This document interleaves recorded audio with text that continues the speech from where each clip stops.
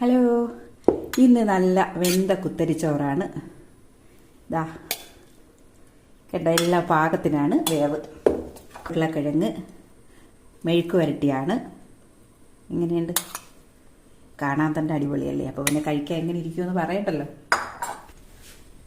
ഇത് വൻപയർ തോരനാണ്. വൻപയറിന് വൈറ്റമിൻ എയുടെ കലവറയാണ് വൻപയർ.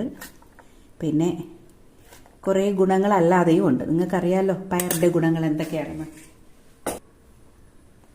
ഇത് പോത്ത് ഫ്രൈ ആണ്. ഫ്രൈ എന്ന് പറയാൻ പറ്റില്ല, കുറച്ച് തിക്കായിട്ടുള്ള കറിയാണ്.